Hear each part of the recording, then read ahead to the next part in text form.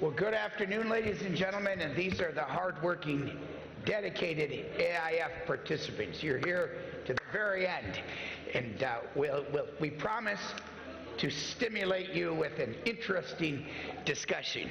And it's my honor and privilege to be here with, maybe pop up him, he's the star. If we could just go to his slide, to Askarbek's slide.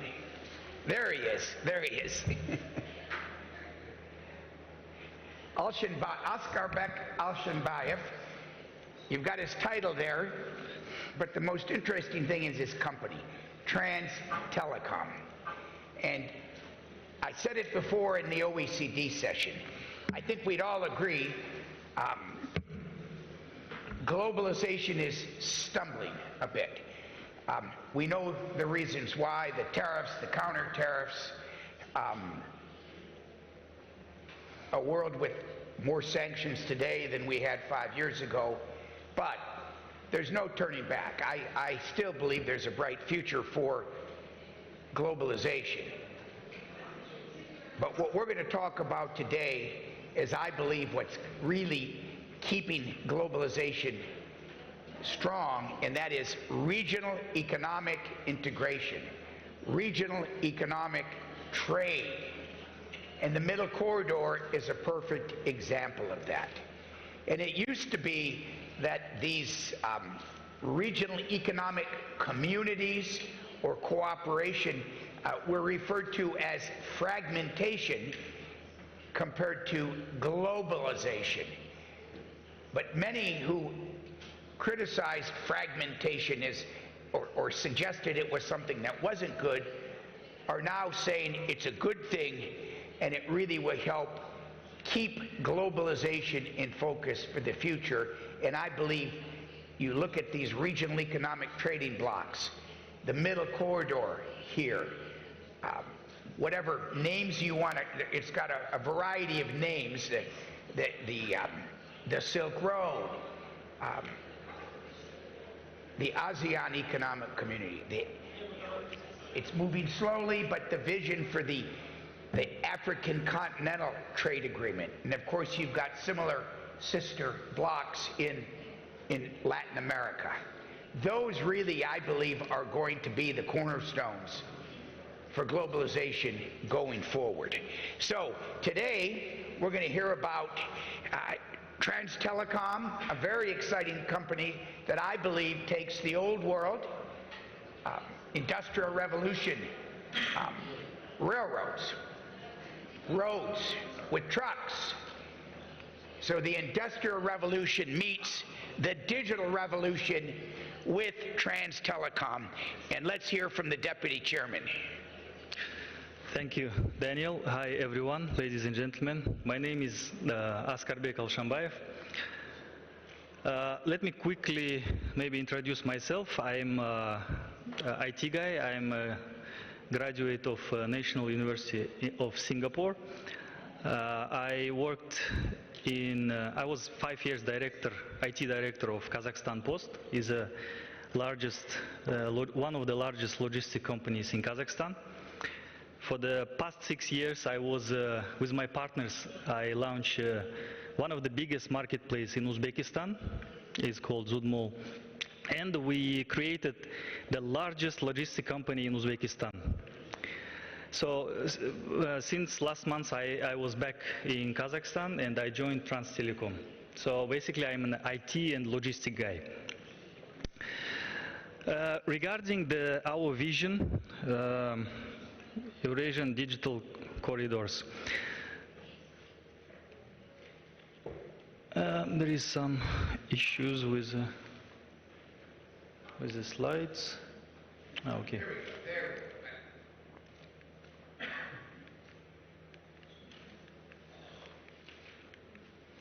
Можно следующий слайд нажать?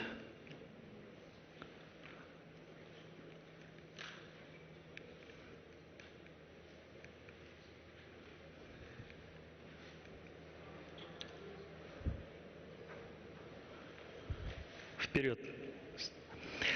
Thanks. So basically, the vision of our president is make Kazakhstan a Eurasian transit hub. And the government has spent a lot of resources. In a couple of years, it has been amounting 35 billion US dollars. And that's on one hand. And on the other hand, basically, the tariffs that you mentioned against China is making Chinese businesses to explore new markets. So basically they are entering to Central Asia, they're entering to Middle East, they're entering to Russia, and they're entering to Kazakhstan. And they're using the transit potential of Kazakhstan that we built. So the vision that, my God. Yes, okay. So the vision that we are proposing as a company is to make the transit potential of Kazakhstan more efficient, more reliable, and more cost effective. That's our vision, and how we are going to achieve it. Basically, is it in 3 steps and in 3 directions. First, we have to improve quality and efficiency of the infrastructure. Second, we have to give accessibility and increase utilization of the infrastructure that we have been built. The third is increase cross-border collaboration, because we have to cooperate and work better with our neighbors. That's the 3 ways we're going to work. Do you want me to continue about the company? Yeah. I would like you to introduce your company in the vision, and then we'll have a discussion that I want to invite you to participate too. Yeah, quickly about Transtelecom and basically why we have to be involved in this project. Transtelecom is one of the largest telecom operators in Kazakhstan. We are 1 out of 4 with a fixed line license. We are 25 years old. We present in each corner of Kazakhstan. We have 2,700 employees, and we are working basically for government, for businesses, and we have 150,000 clients across Kazakhstan. And the most important one, we have 24,000 kilometers of fiber optic that is lying across whole Kazakhstan. In terms of products and services, so on the left side you can see our standard telco services is internet, VPN, TV, etc. At the left bottom, we are the supplier of Kazakhstan Railways. They are our shareholder, and we help them to digitize their processes. Also, we participate in government, in digitalization of the government, and we have cloud and AI services. And the most important, I think, the asset infrastructure that we have is our fiber optic that is connecting Europe and China. So on the map you can see is a Transtelecom asset, is cables that is connecting China and Europe and vice versa. And basically we transmit data from China to Europe and from Europe to China. That is going to be basis for the new infrastructure, for the new services that we are going to propose and we are going to build on based on our vision. And how does that data service transmission support hard goods, the transit of goods that flow from China to Europe or vice versa? How is that critical? Again, we've had railroads for over 100 years and trucks for a lot of years. What's the value add that Transtelecom is bringing, and why is data so critical? Just an example, when I was in Uzbekistan, we used to be a partner of Pinduoduo. Temu is a Chinese sellers. So we were delivering their parcels to Uzbekistani clients, right? And we had two routes.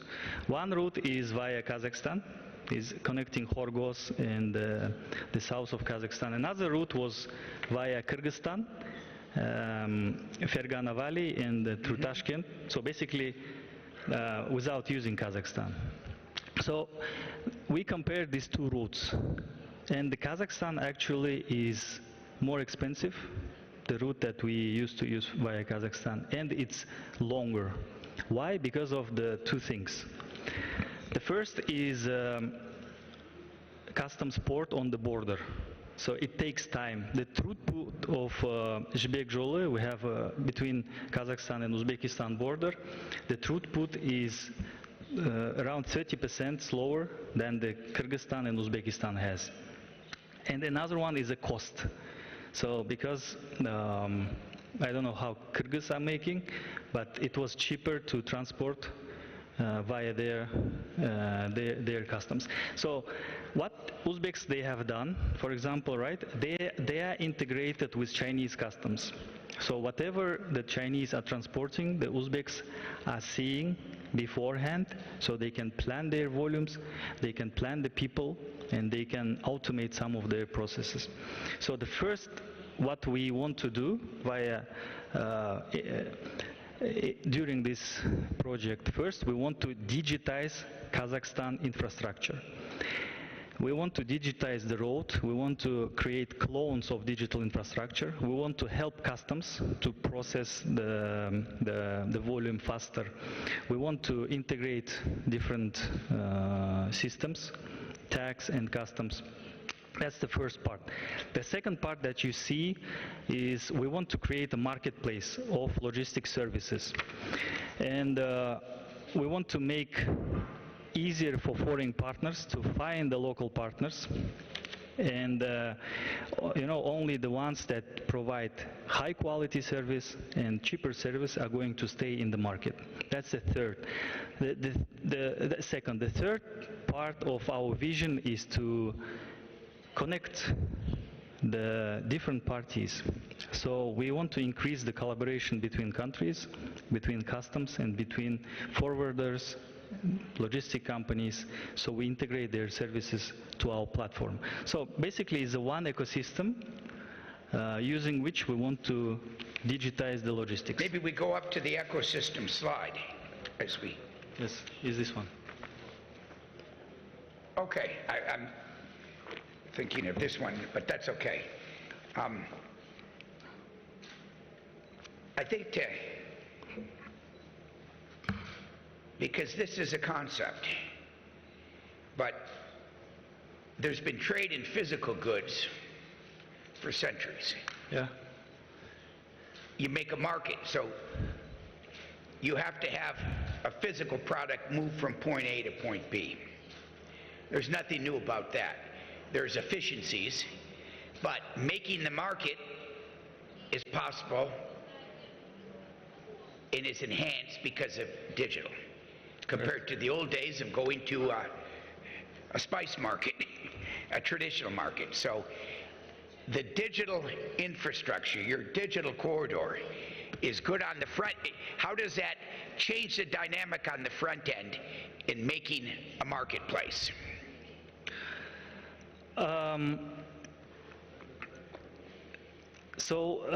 As you see, you might have heard that we have a lot of Chinese companies entering Kazakhstan market, right?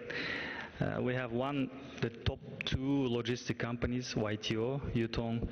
They are building a transit warehouse for 600,000 square meters, and they cannot find land in Almaty region. So they are building one of the largest, I think, transit hubs in Central Asia and almost maybe Middle East. So basically these guys, they need infrastructure and they cannot find it. That's why they are here to build it their own. We have big marketplaces: Jingdong, JD, Temu, Pinduoduo, Alibaba Group. All of them are here in Kazakhstan, and they are making Kazakhstan as their transit hub to go to neighboring countries. Did I answer your questions? No, that's very interesting. So it's more than the physical warehouse, because you wouldn't have the need for the physical warehouse without the marketplace, being in the middle of the marketplace. And while that's a giant warehouse, Yes. it wouldn't be possible without the digital corridor that links it. Maybe just expand on that concept, because we're really going from old world trading meets the new world where it can be faster, less costly by digital infrastructure. Yes. Of course, I think you might have seen the automation inside the warehouse, right? The robots are running and they are doing the fulfillment. They are picking up the goods and they're shipping it. So the whole process, the value chain, should be fully automated. So there shouldn't be any dark areas where customer he cannot track the location of his good. So the whole process from the beginning that the product leaves the warehouse until it's on the doorstep of customer is fully digitized. So that's really the central nervous system, if you will. Correct. Now, all governments want this type of thing. They would like to have more products to make their consumers have more choice, to have the consumers get better prices, and of course to have a more reliable supply chain for their businesses. But it seems like when we have a supply chain that crosses China to Kazakhstan, Kazakhstan to Azerbaijan, to Georgia, to Turkey, and then into Europe, the same governments that want this, they mess it up, they slow it down. Some are corrupt, as for, customs. Sometimes they're not the best actors among civil servants. Correct. So tell me how that's a bit of a paradox. The governments want it, every one of them along the way, but yet they mess it up.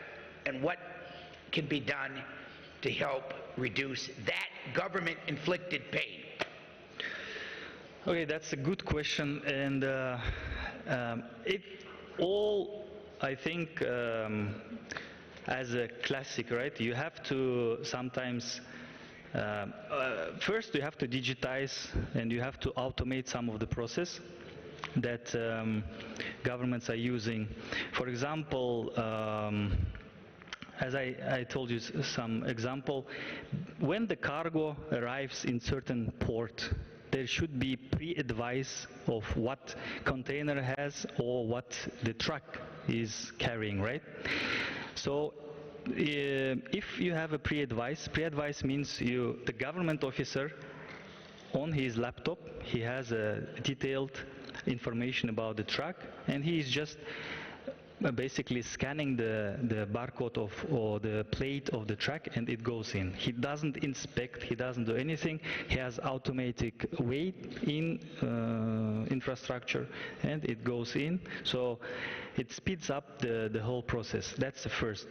Second, and he's accountable. Yes, he's accountable. If somehow they could track it, if it takes 6 hours to clear that truck, somebody's going to ask him why. And we usually know what happens when it's 4 or 5 or 6 hours at customs. Somebody is asking for something. Let's be honest. Correct. So that accountability too. Yes, and also you don't only have a customs procedure, you have a tax involved in this process, right? So what we want to do in our platform, we want to basically collect tax beforehand. So the shipper or transitor that is crossing Kazakhstan, he can put up money somewhere in a bank account, and we are going to subtract this money automatically, just not to to stop the passage of the truck or the train via Kazakhstan. And I can't help but think, like in America, this is for some states or cities, it's less than 10 years old, but you know, you would preload, and they call it an easy pass. It's on your car, and you just drive through the tolls. In the old days, you'd just go get in a line and pay $1.50. Yeah. So I call this the soft infrastructure. So your company, railways, roads, but then the fiber optic, the digital connections that go with it. Mm-hmm. But call that the hard infrastructure. Yes. But it's the soft infrastructure. We've got cross-border customs fragmentation, country A, country B, customs, and taxes. They're really, if it's transit, they should have VAT exemptions, but you need to have some type of documentation to ensure it's not abused. Let's talk a little bit about your previous job, because I think there could be some lessons. Uzbekistan and China, pre-clearance, documentation, and there's no customs union between China and Uzbekistan, but there were some memorandums of cooperation or some agreements. So how does that happen? How do you forge those links between governments to make these pain points go away? Okay, China today is #1 trade partner of Uzbekistan, and I think second biggest trade partner for Kazakhstan after Russia, right? Mm-hmm. So the amount of goods entering into Uzbekistan is very high, and China has Belt and Road Initiative, that is a hard infrastructure, and they have a digital Silk Road program that is basically helping the Chinese businesses and Chinese tech to enter all these Belt and Road countries. So what China is doing, they helping. So they have some group project that they create. They go into Uzbekistan and they sort it out together with Uzbek companies how to facilitate basically custom clearance and make the job of Chinese company easier to enter Uzbekistan. So, would that be a model that could go along this China to Europe route? Yeah, so basically I think it could be a model, and just again to complete what I said is we did a cooperation with a bank in China, is a Hangzhou investment bank, and so our and this bank, you know, in China is very hard to, there is a problem. If you export something, you have to prove to the government to be able to return the VAT. Correct. Right. So, but all the Chinese companies, they want to keep money outside. So only few banks they have the ability to transact overseas, and we have created in Uzbekistan ecosystem that involves the marketplace, the cross-border money transfer, and physical movement of the goods. And each, you have to, basically for Chinese government, you have to prove that goods has left China, the money has been sent to China, they have received the money, and the good has arrived in Uzbekistan. If this three information is checked, government is going to give the VAT back to the Chinese businessman. And if you think about that times 4 or 5, how many cross-border points you have, how can you effectively need to have harmonization of a digital customs system. Correct. Across the route. Is that realistic? Yes, I think the first we have already the system that was developed by Port Authority of Singapore, which is called PSA. I think it's called Test Customs or something, and it's helping not only Chinese but everyone. They can use this portal to facilitate the transit, but is only related to the customs. And I think the system is a very new one that was implemented just last year, and I think it has some limitations because it cannot process the physical goods as fast as possible, but it's growing. So that could be a basis of the facilitation of the customs in Kazakhstan. And to link and provide the documentation for the tax. Correct. For today, I'm not sure it's integrated with the customs, but of course it can. Right.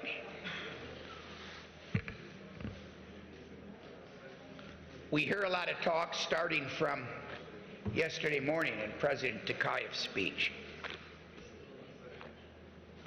The Trans-Caspian routes, Middle Corridor, of course the Chinese like to call it the Belt Road, the historic Silk Road. Maybe just to wrap us up, what is Transtelecom doing to make that vision a reality? And what's going to be different tomorrow because of Transtelecom that we don't have today that's going to deliver for your business and for your people? And if you do that, it's going to create growth and prosperity. Tell us how you're going to help make that dream come true. As I said before, so the vision or the ecosystem, it comprises of three parts, right? So, and the basis for... Maybe just remind our guests those three parts. Yes, first is a digital infrastructure that we are creating, second is a marketplace, and third is a collaboration that we are doing with our partners, the connection that we are building. But really the basis of all this is our fiber optic channel that we are going to develop. So Transtelecom now investing heavily. We are building new connections with our neighbors. So today we have a connection with China, with Russia, with Uzbekistan and Kyrgyzstan. We plan to reach Afghanistan, Pakistan and India with our fiber optic channel and exchange data with this country via Turkmenistan and Uzbekistan. So basically, the moment we build this fiber optic, we are going to we are going to build everything on top of it. Is digital infrastructure, is services, this is collaboration. But the fiber optic is a backbone of the whole ecosystem. So Askarbek, maybe to close,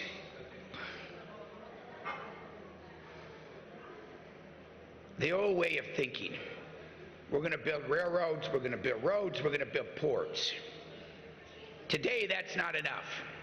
Correct. They need what Transtelecom is doing.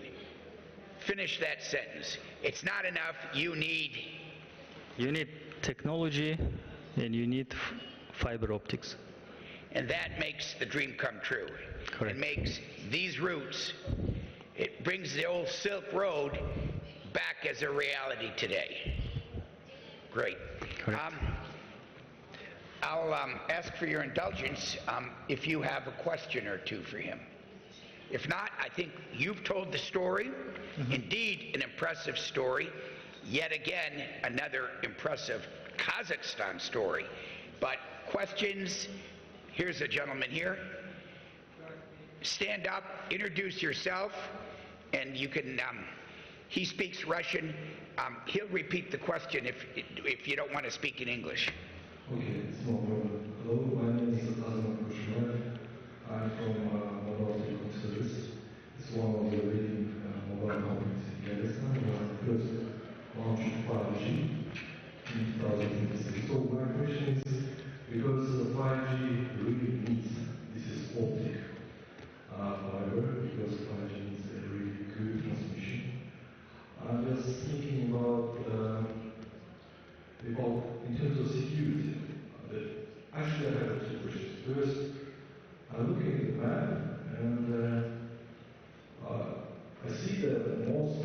optics is going through the, I mean, maybe through the Russia, yeah? And lately there is a question about security issues, let's say, to maybe find a kind of equilibrium, yeah, balance between sending transmission data through Russia and maybe through the other alternative channels, let's say, Baku, yeah. So first question, do you have a kind of idea to balance this traffic?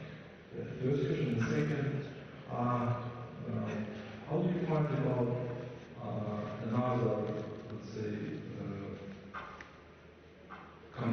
competitions like from Starlink, OneWeb, this is transmission, is non-geostationary systems.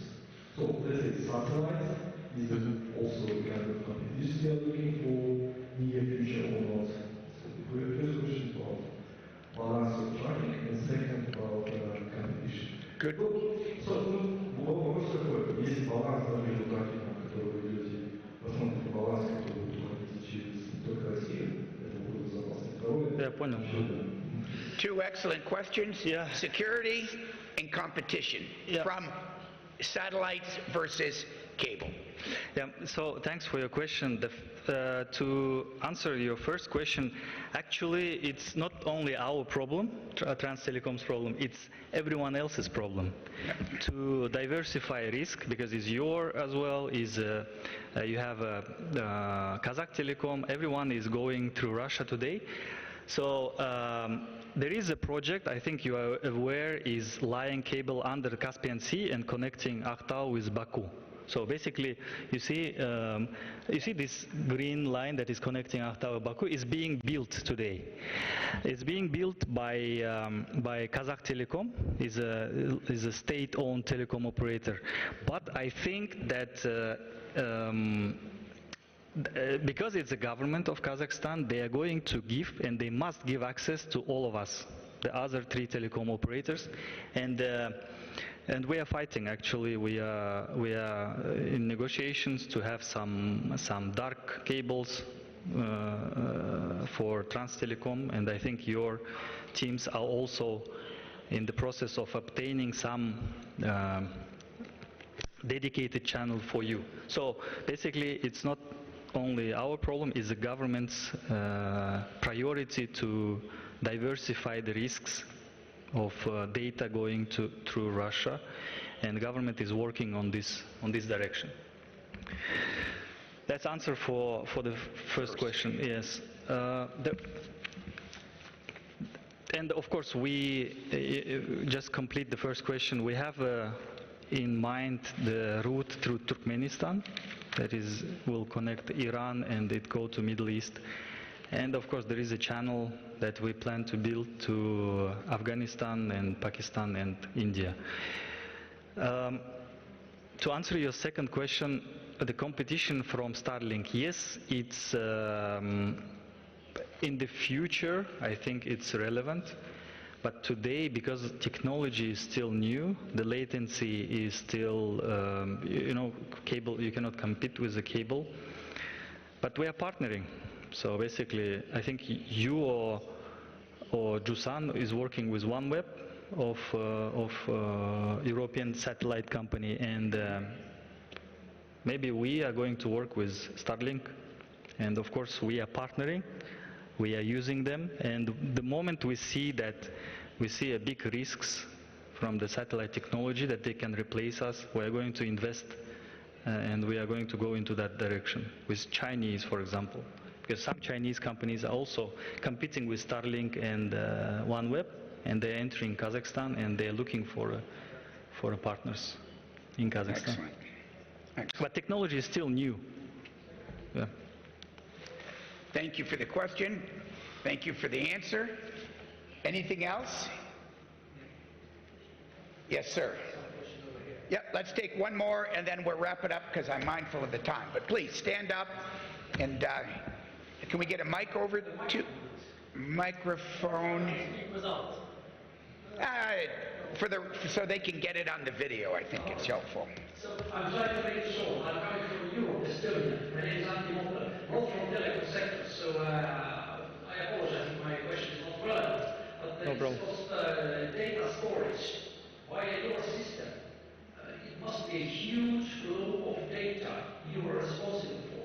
And my question is, do you plan or have you already constructed your own data storage centers, or do you manage or have you managed to outsource it to some your cooperation partner? And how do you ensure that the data is properly protected? Thank you. Today we have built our own data centers. We have two in Almaty and Astana. We are processing a huge amount of data, and we also host some of the biggest government platforms in our data centers. So basically we have infrastructure for the ecosystem that we are proposing. How we ensure the safety of the data, I think that's a little bit of technical question, I think, yeah. But anyway, the technology that we are using is modern, and you know, all the government services in Kazakhstan, they go in a VPN. I mean, it's a dedicated channel. You cannot enter the data layer from within. You have to be physically connected to this system, and mainly we are going to be connected. If we use government system, we are going to be connected there, and for the other infrastructure, we are going to put in place safety measures, I think. Okay. And we'll ensure that data protection is a priority. Actually, do you see it as a line of a new line of business for Transtelecom to be offering data centers for third parties?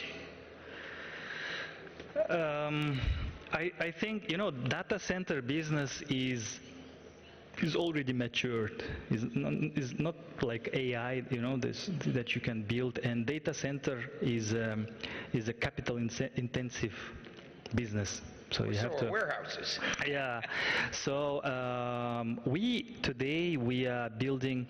I mean, we have and we operate data center mainly for our internal business and for the services. So we build more high margin services on top of just having physical data centers. But of course now you have a new direction of not CPU but GPU data centers that is used to process artificial intelligence software. NVIDIA, you know, right. All these things. So, and we're thinking about bringing them in Kazakhstan, but again, we need to find the customers first, and we need to be able to utilize it. Yes. Hello, good evening, everybody. Last question, if I may. Please. Big respect, very interesting subject. We are curious. You mentioned, if I may quote your sentence, Transtelecom is investing heavily. We are curious. We would like to know in which field right now Transtelecom is placing at least 80% of its investments this year. At least, what are the fields that of particular interest for you and for Transtelecom? Thank you for your question. You know, in business today, we are in a free competition in the market, so we have to ensure that our quality of services is at par with our competitors, right? So first priority for us is to make sure our telco, rail tech, gov tech, and the data and the AI services have a good quality. So we are emphasizing that. Second, we are putting priority on the rail tech. So as you know, our shareholder is Kazakhstan Railways. And we are focusing to make sure that railway is efficient and safe. So we have a lot of projects around that. And third is we are focusing on the B2C, because historically we have been in a B2B business more than B2C, and this year we are strengthening our B2C business with individuals. So I think the three directions that we are putting emphasis in this year. Well, you used the words rail tech, old meets new. Correct. And as I look at that map, I think about sitting at a forum like this 20 years ago, people would be, oh, it's a landlocked country. You know, the glass is half empty. Well, I look at your landlocked location as the glass is half full, because that puts you in the middle of a market. That's And right.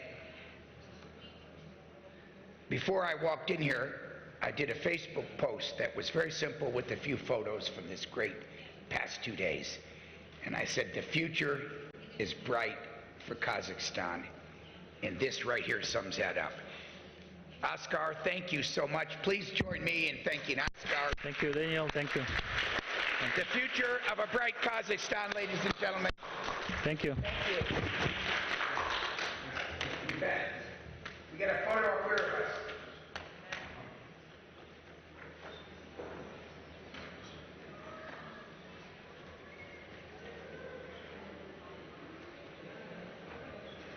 Thank you. Great job. Let's stay in touch. I want to see how this unfolds.